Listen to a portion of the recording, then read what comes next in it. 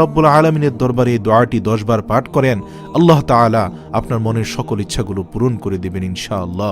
দোয়াটি হচ্ছে কোরআন শরীফেরই আয়াত, আমরা সবসময় মুনাজাতে পড়ে থাকি, রব্বানা আতিনা ফিদ দুনিয়া হাসানা, হে রব আপনি আমার দুনিয়াতে কল্যাণ দান করুন, ওয়াফিল আখিরাতি হাসানা, ইয়া আল্লাহ আপনি আখিরাতেও আমাকে কল্যাণ দান করুন, ওয়াকিনা আযাবান নার, হে প্রভু আপনি আমাকে জাহান্নামের আগুন থেকে বাঁচান।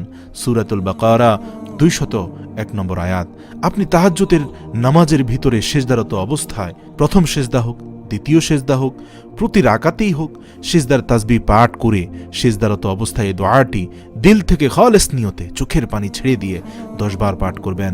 10 বার পাঠ করে আপনি নামাজ শেষ করে কয়েকবার আস্তাগফিরুল্লাহ, কয়েকবার দুরূদ শরীফ পড়ে তারপর আল্লাহর কাছে হাত তুলুন, দোয়া করবেন। ইনশাআল্লাহ ইনশাআল্লাহ আপনি যা চাইবেন আল্লাহ পাক রব্বুল আলামিন